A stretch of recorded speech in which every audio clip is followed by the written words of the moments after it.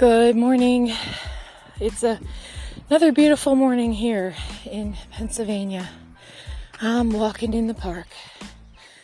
I'm on the path.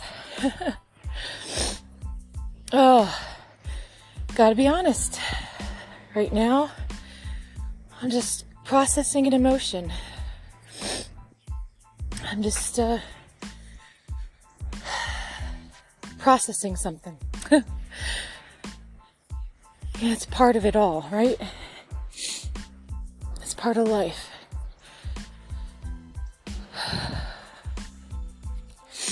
What I was going to talk about today was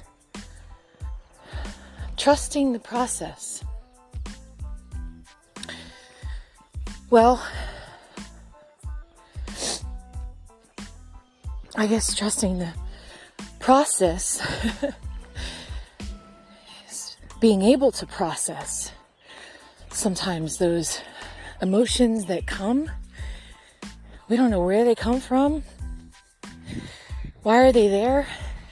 What just happened that brought up that emotion, that feeling? But instead of shrinking back from it, lean into it. Get curious about where it came from. Why is it there? What happened that it was planted? I'm learning a lot about,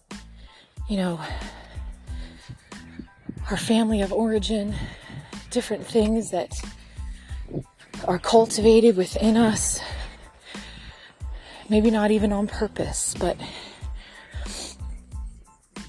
just learning a lot about this. And being okay with having the emotions and having the tools to know how to process them.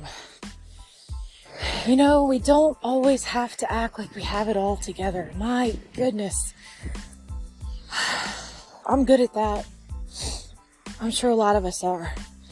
Especially for what we put out to other people. Just look at our social media.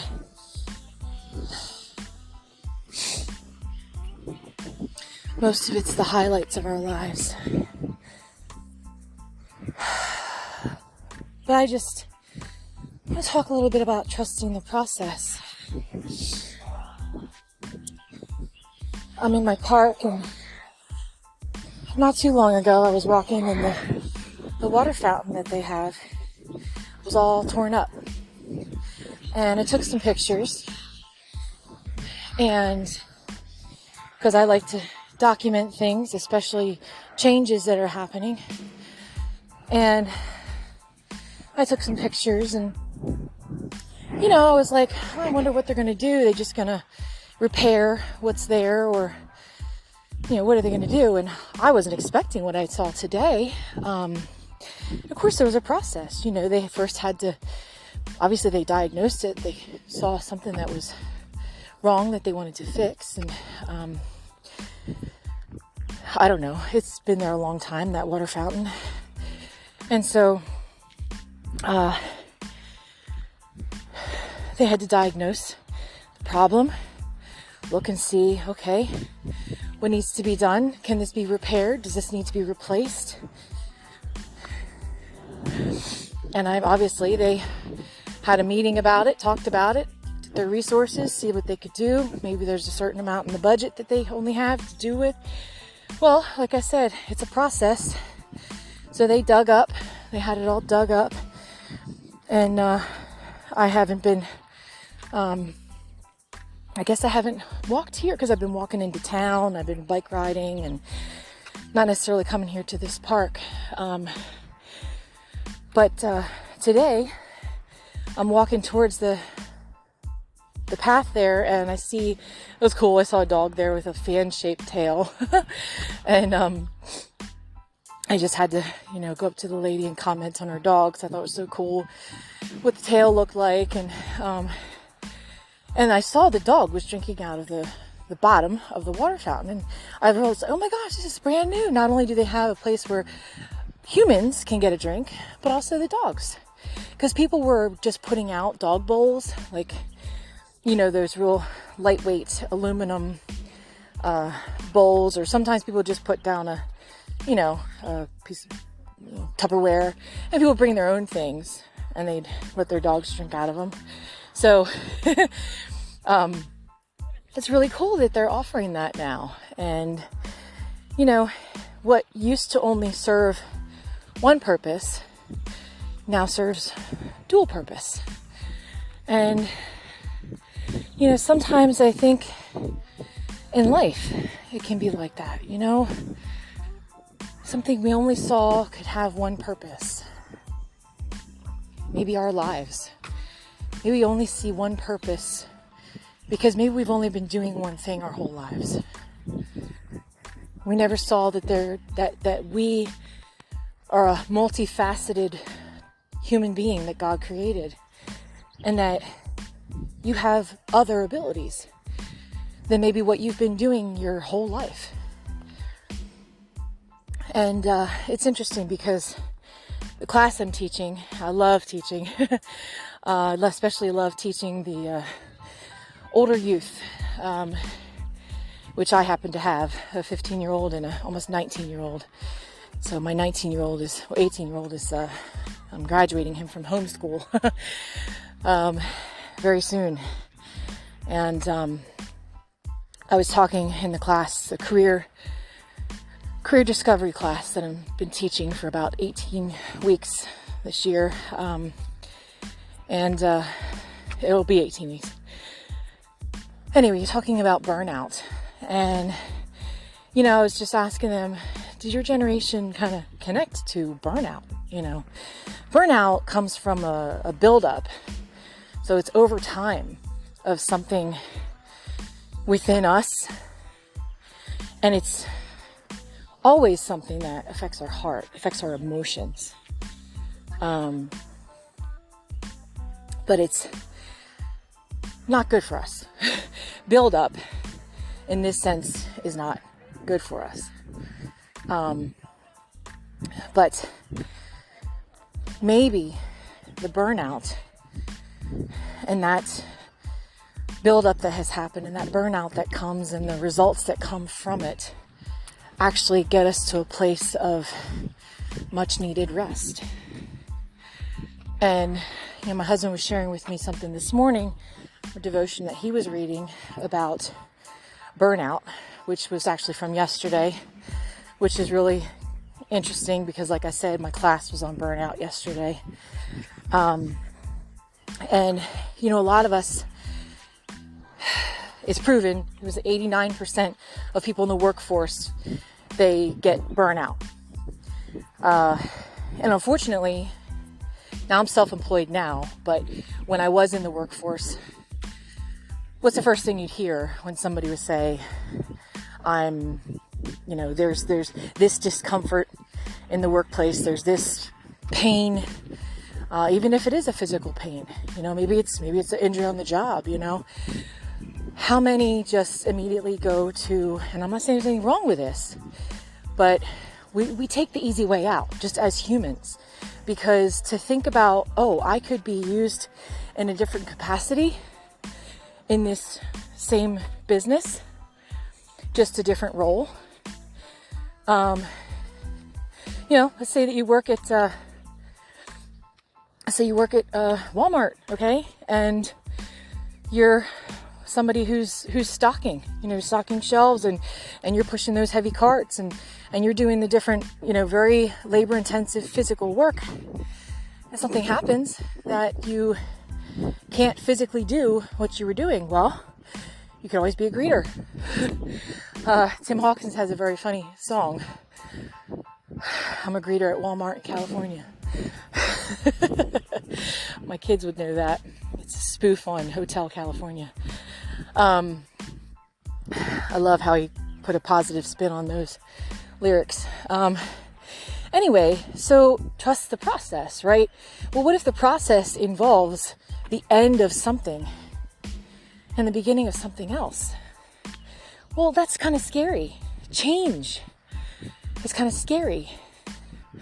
I feel like I'm in that place right now in my own life in a lot of ways. And not only am I trusting the process, which is hard to do because it's forcing myself to know how to process in the process, how to process these emotions that I'm feeling. I'm about done with these birds that are flying at me. People might think I'm nuts swatting at these thinking birds that are flying at my head. I love to hear them sing, but don't fly at my head. But anyway, I'm sorry, I'm getting distracted. But this is me, okay? This is me. I'm not scripted. I said this before. I'm unscripted.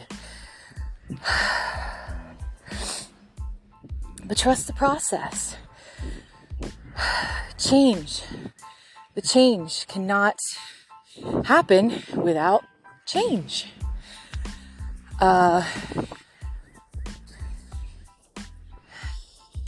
It's hard. If anybody tells you that change is easy, I don't really believe that they're being honest with you.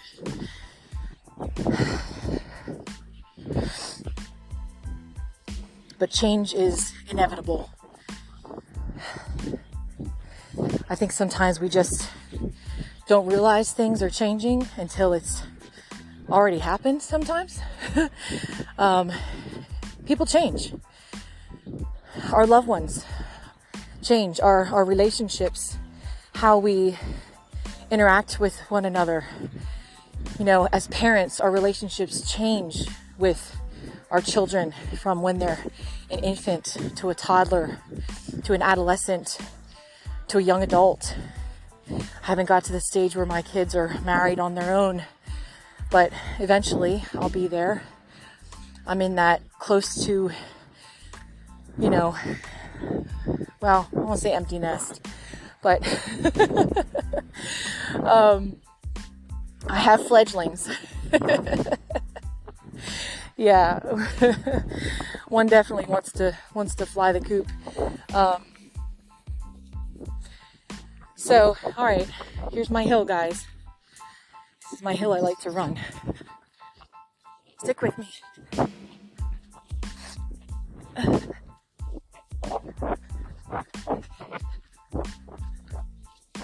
If you're running with me, steady your breathing, light on your feet. I'm holding my phone, but otherwise I'd be just my arms kind of not so tense. Okay.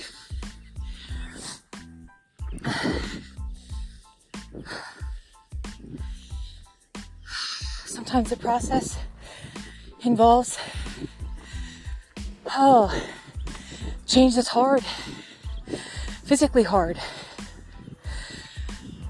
When I lost 50 pounds, it wasn't easy. It wasn't easy at all. But I told you guys before, it started with a mental change. What was important to me? Knowing that if I didn't take care of myself, I wouldn't be able to take care of others. Mainly my children. My drive was watching my parents' health fail.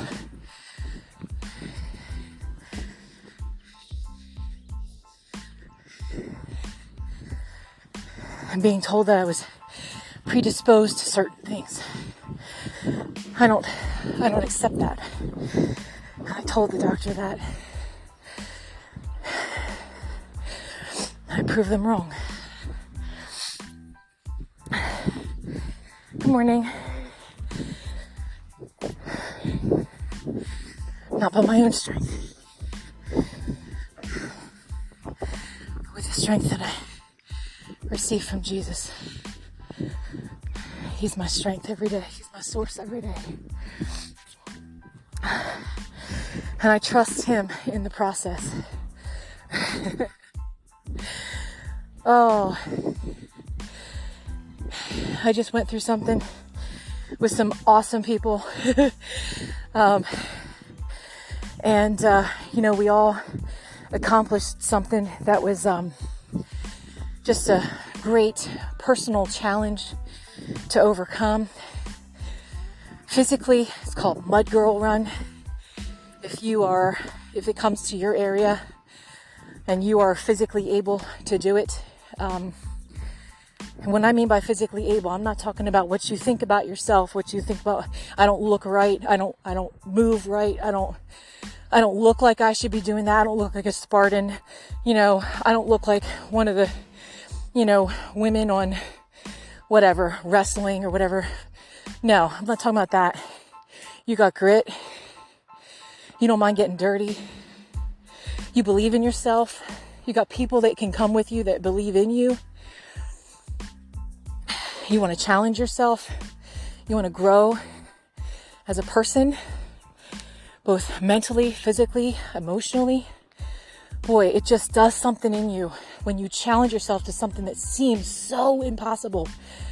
And some of these obstacles, especially the one that I went through last year, I ended up cutting my shin open and it was wrapped and everything. But to this day, it's tender, and I was concerned about it when I went there on Sunday. And my friend encouraged me. She's like, you can do this. I said, well, I don't know. I'm going to decide when I get there. Well, I didn't even think about it. I'm like, you know what? I don't have to go to the height that I went to before. I don't have to push myself to do, go where everybody else is going. I can still do this. I can still climb this. It's called Mud Mountain. I can still climb this and I can still get over. And it's still an accomplishment. The problem comes when we start comparing ourselves one to another. Well, I accomplished more than you did. I climbed higher than you did. I did better than you did. Oh boy. The Bible tells us that opens us up to all sorts of strife and conflict and envy and pride and all of these things that bring division to us in our relationships and in our world. And, we all just compare ourselves to Jesus, then it'll be silent because there's no comparison to perfection. But I had people encouraging me. I was encouraging everybody that was with me. And it's a great cause. It's for breast cancer awareness. We were actually doing it, it was crazy, just like right before the Mud Girl Run. My friend lost her to cancer. And, she said, can we honor her? I said, yeah, absolutely. Hate cancer. I hate it.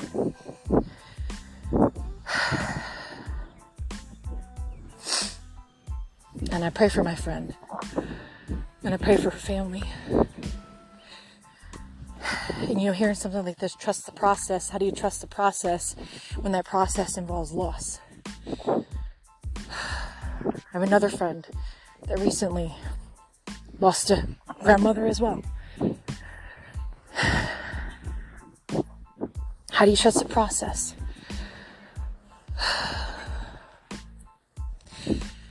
First off, you let yourself process what you're feeling. There's stages to grieving.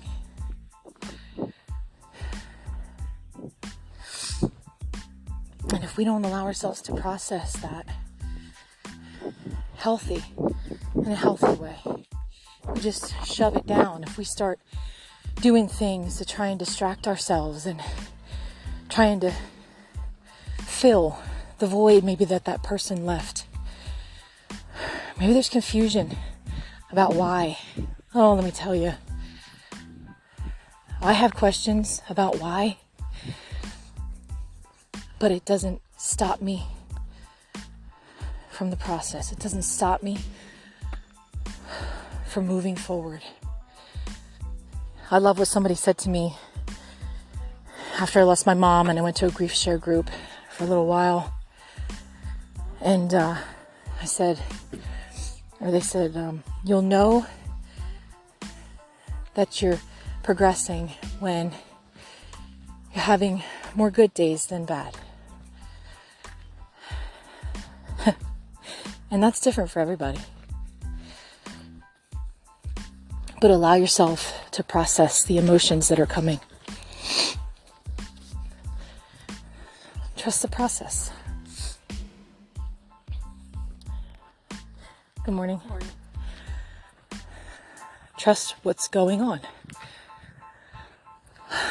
And that looks different for every single one of us. Man, right now, somebody, you might have just a storm, chaos going on. Maybe just naturally in the physical, in relationships, in your job, in your marriage, with your kids.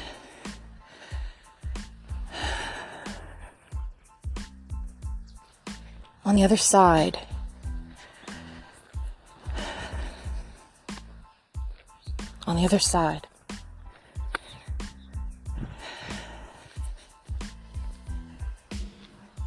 is where you'll find peace, comfort,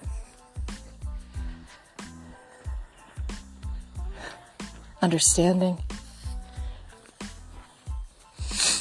joy, love, hope.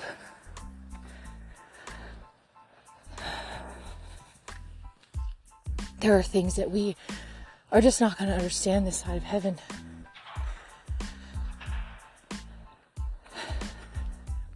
I can tell you one thing, trusting God in the process has solidified my relationship with Him.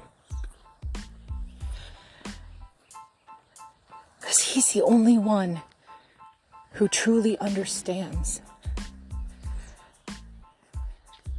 what I have to process.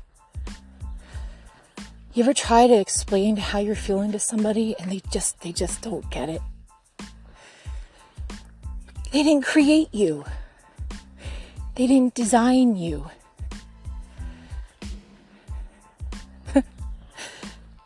Only the Creator can truly understand what He created.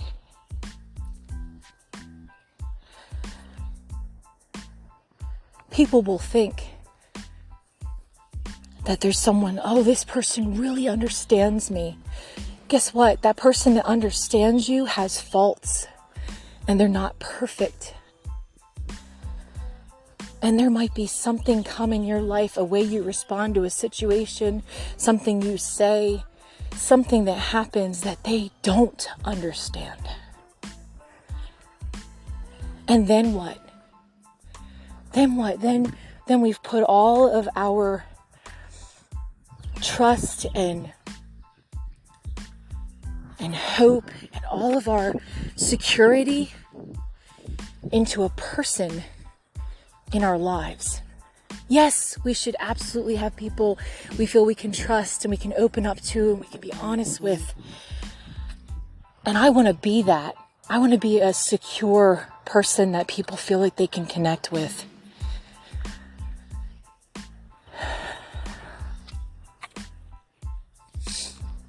But I have faults.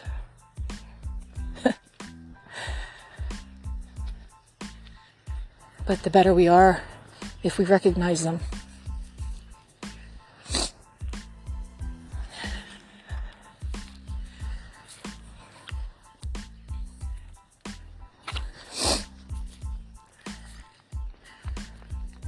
Good morning. Good morning. If we recognize the things that cause us to react in certain ways, respond. Well, I talked about that before, the difference between reacting and responding. Reacting is instant. You don't think about it. You don't process the situation or the feeling, and you just let it out. You just react. I do this as a physical demonstration with my kids. I hit them. I told you guys this before. I I'll hit my daughter on the arm. She immediately hits me back. She doesn't think about it. Response takes a pause. It requires patience. Reaction is instant. Car in front of you puts its brakes on. You're going to react. You're going to instantly put your foot on that brake and you're going to stop. Hopefully the person behind you does the same thing. Otherwise, we know what happens. There are situations where we need to have instant reactionary time. But when it comes to processing our emotions, our feelings, situations and circumstances involving people, relationships,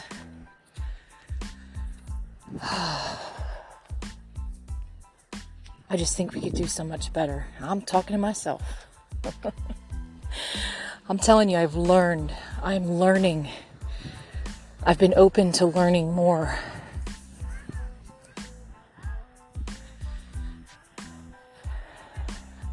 I guess I'm just encouraging you to do the same. But it starts with knowing how to process and trust. Trust the process that we might be finding ourselves in. But a process, if you think about it, it leads to something. They didn't just leave that old water fountain dug up and exposed. They got rid of it and they have something brand new there now. And it's beautiful and it serves a multi-purpose, and I think it's just great.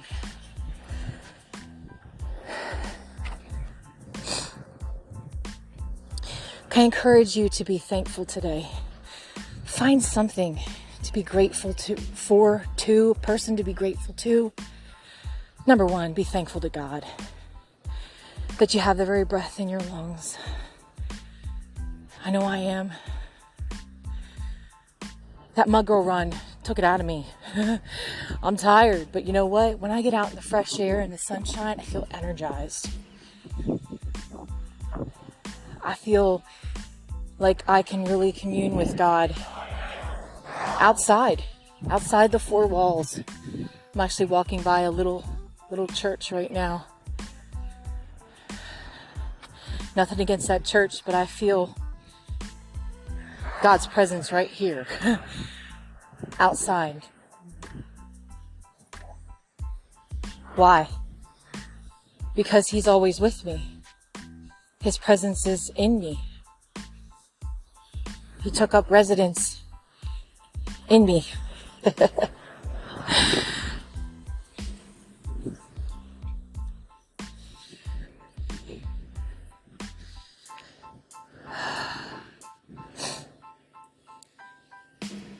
So trust the process today.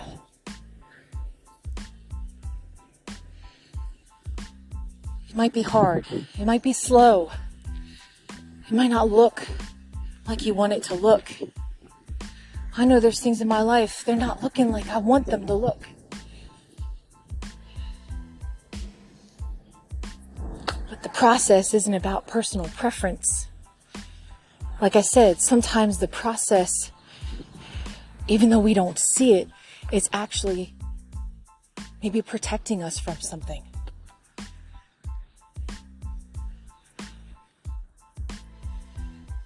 Causing us to slow down. We've just been running circles. My husband and I had started writing a song. In the beginning of the lyrics, running around in circles. I'm about to lose my mind. There's got to be a better way, some place I can find.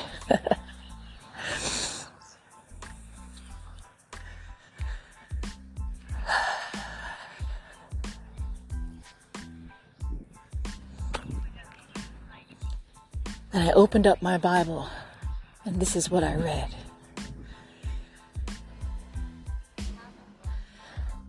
Not by might, not by power, but by my Spirit be led. I can feel His Spirit moving from my head down to my toes.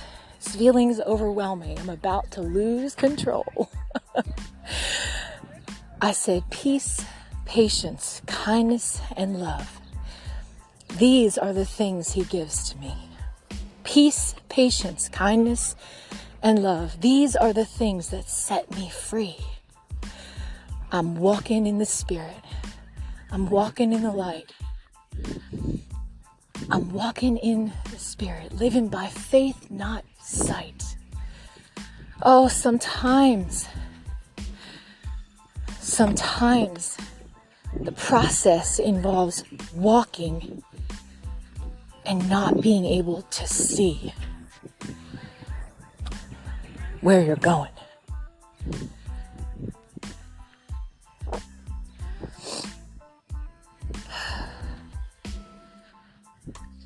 Trust. Have a blessed day in Jesus' name.